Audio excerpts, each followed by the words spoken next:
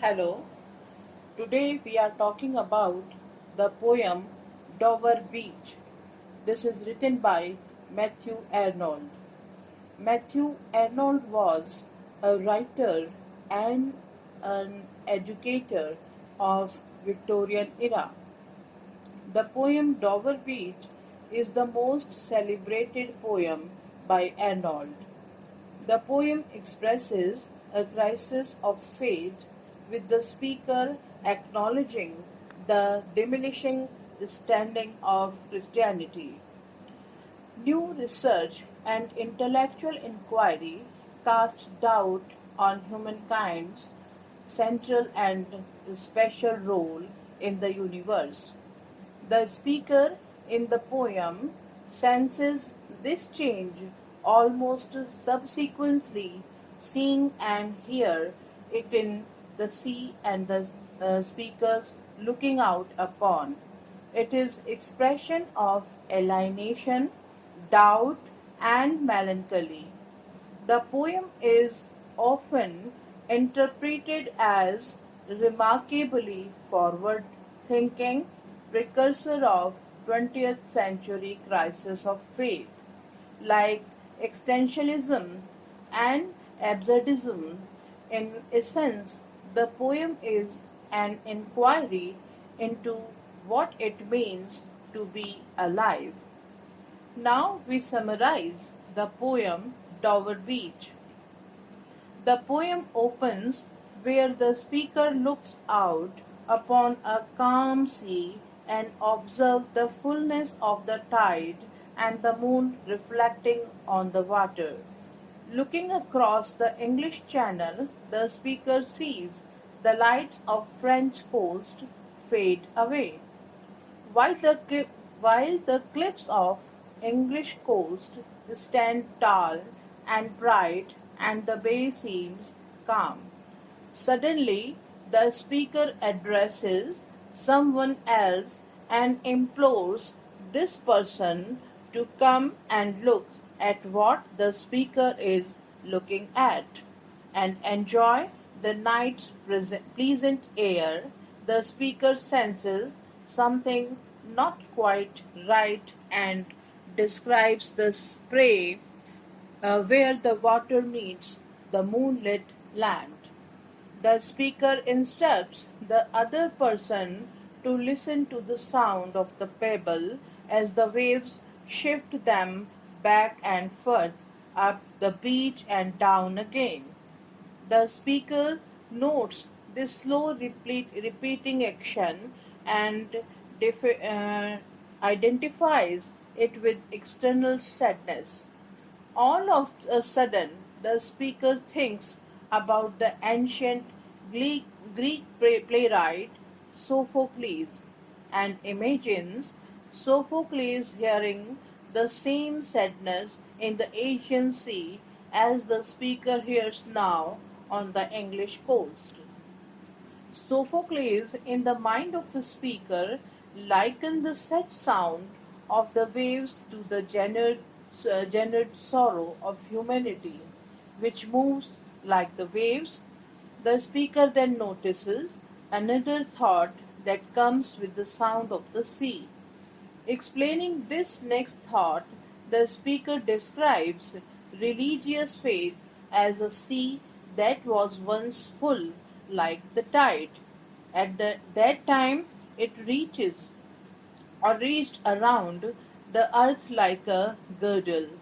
Now, though the speaker just hears that sea's said retreat as the sea of faith becomes smaller, says the speaker, it disappears into the atmosphere and leaves the edges of the world naked. The speaker, in the last stanza of the poem, suddenly addresses the companion as love and states desperately that the two of them need to treat each other with honesty and authenticity. This is because the world, though it has a dreamlike quality of variety, beauty, and newness, does not actually affect joy, love, and uh, clarity. Neither claims the speaker can it provide certainly peace of or relief from pain. The speaker then compares their collective situation to the standing on the fleet and the dark piece of land which is caught up in the chaos of fighting. The battle between unknowing group continue under the cover of the darkness. Then we talk about the theme of the poem. Loss of faith and certainty is the central idea of the poem. Written during the Victorian era, Arnold's Doverbeach admits to and laments that loss of religious faith that came with the advance the various fields of the time, evolutionary, biology, geology, archaeology, and textual analysis of the Bible. To name a few, the poem senses the turn of historical approach and finds this change echoes in the transitional figure of the beach. The blurry border between land and sea. The poem thus asks the reader to consider what is lost in humankind's movement away from the certainties of Christian faith. For the speaker, loss of faith equals to loss of certainty. Dover Beach itself seems to embody this loss both in its sights and its sounds. At first, the poem offers no clues that its main subject is loss of faith.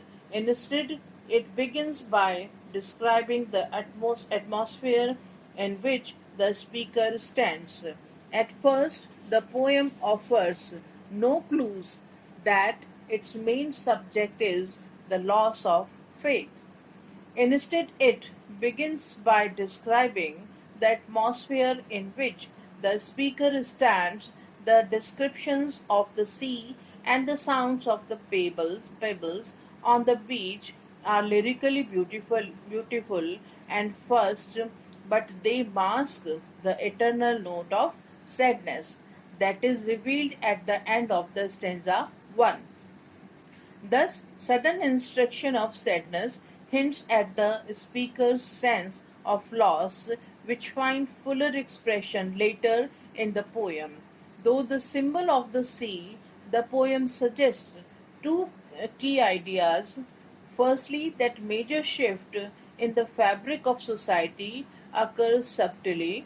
The beach's slow, repetitive movement symbolizes the gradual but inevitable loss of faith that the speaker senses in this historical moment. Secondly, mapping the loss of religious faith onto the moment of wave implies that these kind of historical changes come to the silence waves. In other words, indeed, the speaker imagines the ancient Greek playwright Sophocles hearing the same sadness in the sea that the speaker hear now. That is, the speaker sees an analogy between the irrelevance of the classical Greek gods in the speaker's time with the coming in relevance of the Christian God in near future. That does not mean that religious faith will return, but more that something will come along to take its place. The speaker's position on this loss of religious faith becomes clear in the third stanza. Faith once made the world full and bright. That is, it offered comfort and joy in its certainty. Its loss then represent melancholy once more. The sea of faith once touched the shore of the entire world but is now withdrawing. The poem is essentially saying that this loss of faith is global, in turn suggesting the vast reach of scientific advancement. At the time, the speaker doubles down on the idea that the scientific advancement represents a loss rather than a gain in the poem's final couplet, saying that the new era will herald confused alarms of struggle and fight and ignorant armies clashing by night. This is the quote from the poem. I repeat this: confused alarms of struggle and fight and ignorant armies clashing by night. In other words, the speaker believes that scientific advancement will bring only scientific, not spiritual certainty, and will lead to more doubt and questioning. Overall, then the poem expresses a kind of resignation. The speaker fully admits the change that is in process. It is as inevitable as wave rising and falling, and challenges the reader to consider whether this loss of faith is progress or a wrong turn. Dover Beach, then, is a deeply pessimistic poem that questions the dominant values of its day and embodies the sense of grief that some felt the prospect of the loss of religion. This questioning still stands up in the 21st century, calling on its readers to examine whether their own lives are spiritual fulfilled. Here we saw this theme is active in the poem as nature and alienation.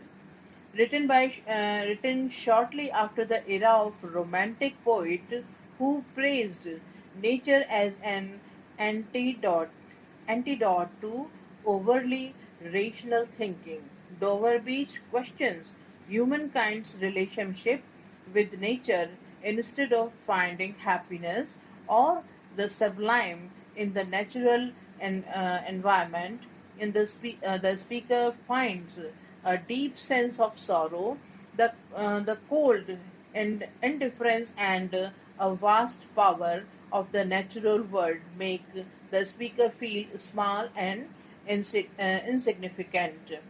The scene makes the speaker feels small and creates a feeling that nature is at almost antagonist towards the trial of the humankind, as demonstrated by the harsh sound of beach, which roars with the eternal note of sadness as the pebbles move with the wave. The natural setting of the poem then makes a speaker questions everything about human existence, a state that was once made certain but religious faith. There is a paradoxical nature about which it is always shifting in the shape, yet can stay roughly as it is for millions of years, seeming always a transition and always the same. I repeat this: seeming always in transition and always the same. In this way, the poem is precursor of 20th century existentialism and is often considered ahead of its time. Ultimately, Dover Beach exposes the underlying melancholy of awe-inspiring natural sights. After all this, the speaker turns to love as an answer for the loss of God. Perhaps the poem suggests love between people can compensate for loss of connection between God and mankind. But the poem only argues that love has the possibility to creating the certainty that religion did once did. It does not make the case that this is inevitable. Thus, the poem conveys a message that it is it is only through love people can find the lost faith. Major theme of Dover Beach is man, the natural world, and loss of faith. The poet lament the loss of faith in the world with resultant cruelty, uncertainty, and violence. Arnold achieves a lonely tone in the poem Dover Beach. Through the use of imagery, simile, and personification, Dover Beach is neither free or strictly formal verse. It is from appears, shifts, and disappears, much like the lines that waves make on a beach, and like the faith that Arnold laments. Thus, this is a true unique poem, too very good poem, and it is a remarkable poem written by Matthew Arnold. Thank you.